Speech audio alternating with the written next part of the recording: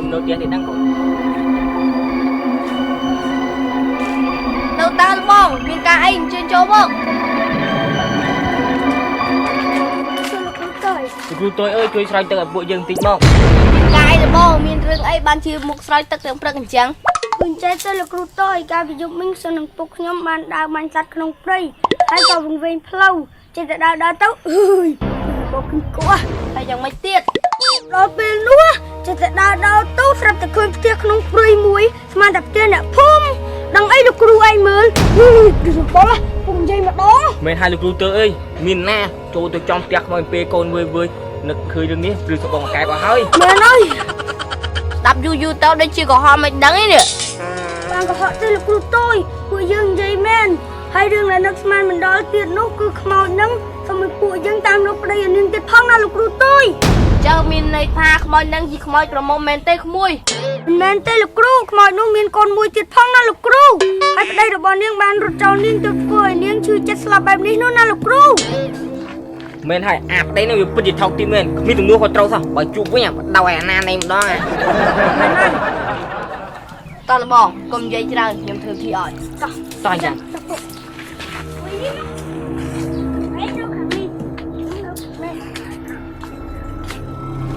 កាតាំងតែកណាំងកាតេលោហាមេសតនេសតនាកាតាំងតែកណាំងកាតេលោហាមេសតនេសតនាកាតាំងតែកណាំងកាតេលោហាមេសតនេសតនាឡោបាតាបតណោបតនេអាជីងគូពីសតនេសតនាយ៉ាមីហាំងយ៉ាមីទីថាមីធីទនីហោចៅបទីសារហាំងបតចៅសារហាំងអមេសារហាំងយោតោសារហាំងមនីកាតេមនី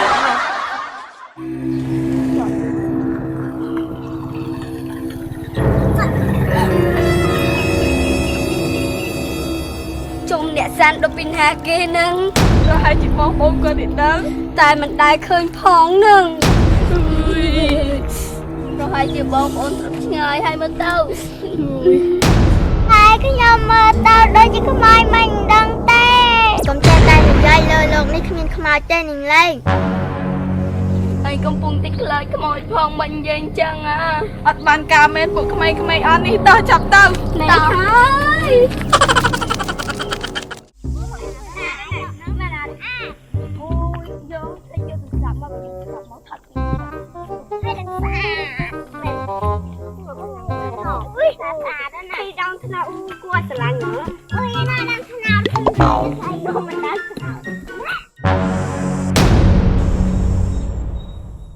បានប្តី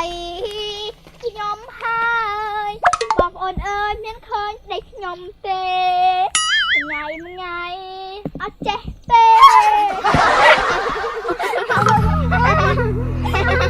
ជ្រីតែអញមើលនោះមុខនឹងដូចជាធ្លាប់ឃើញ មែនតា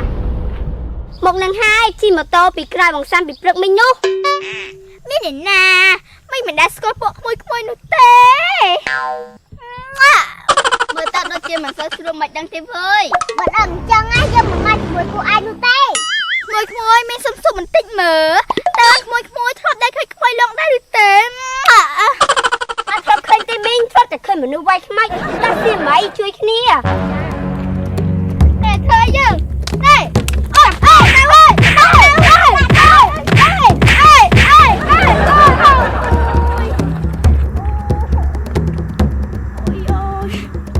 ចាំមើលពួកក្មេងៗក្បាលខ្មៅទាំងអស់គ្នាចាំមើលយើងមិនលើកលែងឲ្យពួកឯងនោះទេអូយយី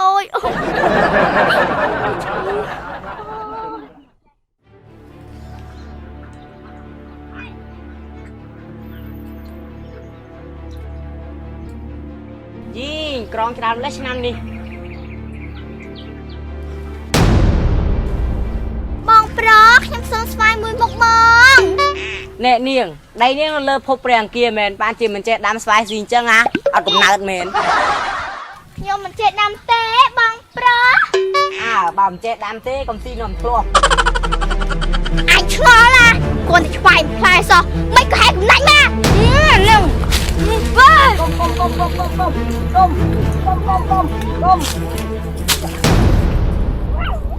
អូយចុកនាងយ៉ាងไรមិនក៏រុញយើងអញ្ចឹង នេះហើយជាលទ្ធផលរបស់មនុស្សគំរីឯកក្តាប់ដូចឯងនេះយើងមិនទូជីវិតឯងនោះទេ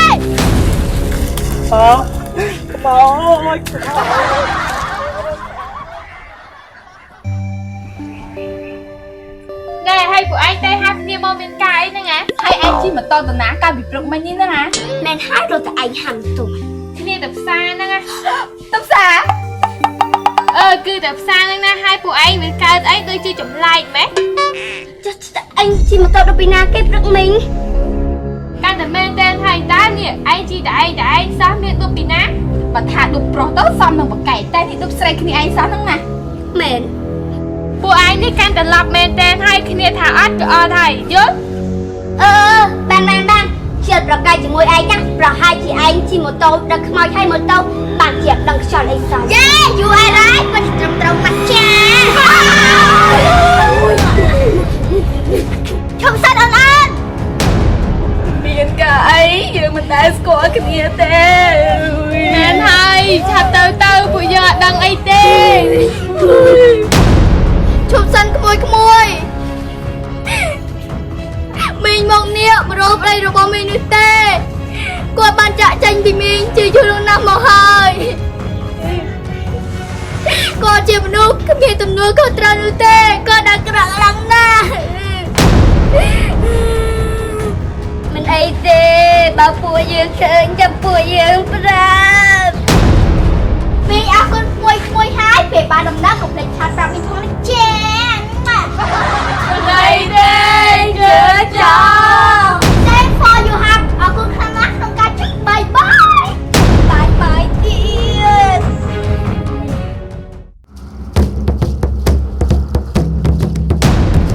Nè, đi là ốc nè, bây giờ cướp xong.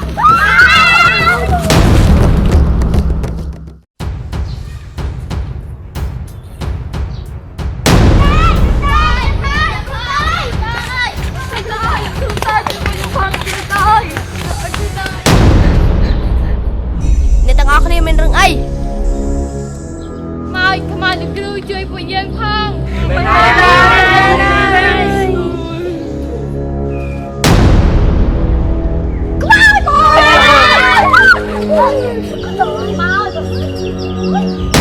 ្នកទាំងអស់គ្នាខ្ញុំសូមសន្យាថាជួយធ្វើបានមានទាំងអស់គ្នាទៀតហើយចា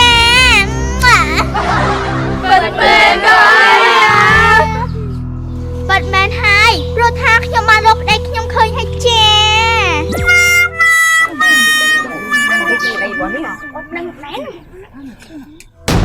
អូនតូចអូននឹកអូនណាស់អត់អីក៏បងទុកអូននឹងកូនចៅមិនដេចក៏បងដាច់ចិត្តធ្វើបាបអូននឹងកូនហាតាមបាត់គ្រូតូចជាប្តីរបស់នាងសោះ មែនហើយ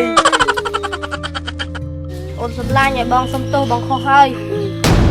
តាមពិតគ្រូតូចជាអ្នកបង្ករឿងសោះ បងសម្លាញ់អូនត្រេកអរខ្លាំងណាស់ដែលរកបងឃើញតែប៉ុណ្ណេះយើងនឹងរស់នៅជាមួយគ្នាយ៉ាងសុខសាន្តយើងលែងបាច់គ្នាទៀតហើយ ជប់សានខ្មោចនឹងមនុស្សមិនអាចវិននៅជាមួយគ្នាបានទេ យើងនិយាយត្រូវណាស់បងស្រីបានស្លាប់ទៅហើយសូមហៅសកម្មនៅរូបផងទៅហើយនឹងធ្វើឲ្យចិត្តនាងបានស្ងប់ជាក់ជាមិនខាន អត់ទេខ្ញុំធ្វើអញ្ចឹងមិនបាននោះទេខ្ញុំត្រូវតែយកគាត់ទៅជាមួយឲ្យបានចាស់ នាងស្លាប់ខ្លាចជាខ្មោចទៅហើយមិនក៏នាងអាខ្វានិយមម៉េះ តែមនុស្សហើយនឹងខ្មោចមិនអាចរស់នៅជាមួយគ្នាបាននោះទេ នរណាថាយើងជាមនុស្សអត់ដឹងច្បាស់ផងក៏ចេះតែនិយាយដែរដល់អូនយើងទៅ ចាំបងបាយបាយណា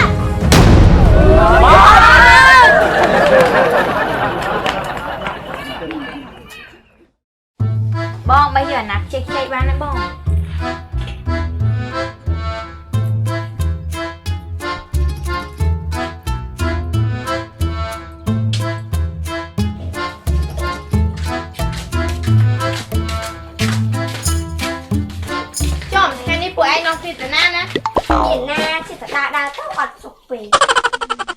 ông thi nè từ đó cả đám thì ấy ngày nướng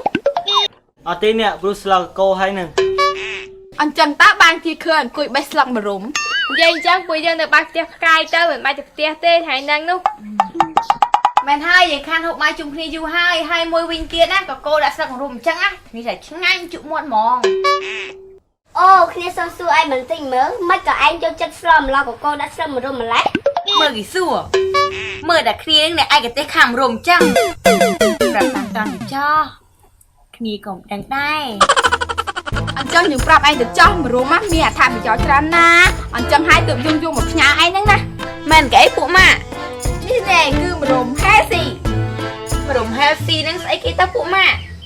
ម្រុំហេស៊ីជាប្រភេទអាហារសរីរាង្គមួយយ៉ាងដែលផលិតពីម្រុំធម្មជាតិសុទ្ធ 100% ដែលមានតួនាទីទៅជួសជុលកោសិកាខូចៗនិងជួយសម្រួលដល់ការព្យាបាលជំងឺផងដែរណាសម្លាញ់ មែនហើយ អូល្អដល់ម្លឹងផងពួកម៉ាក់ មែនហើយជាពិសេសទៀតនោះសម្រាប់អ្នកដែលមានបញ្ហាក្រពះពោះវៀនតែម្ដងពិសេសណាស់ណាពុកម៉ា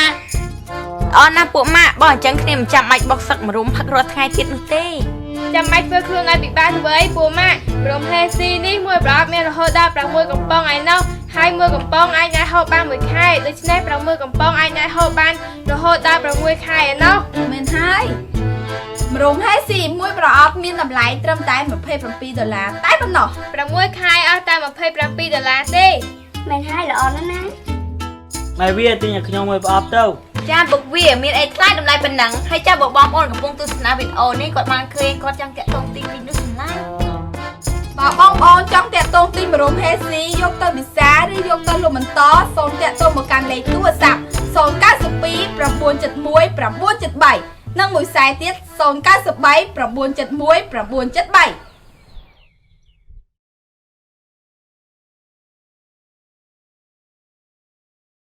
ភាពស្មោះត្រង់ជាបាតគ្រឹះរាល់ជំនួយដែលមានរយៈពេលវែងតែបាន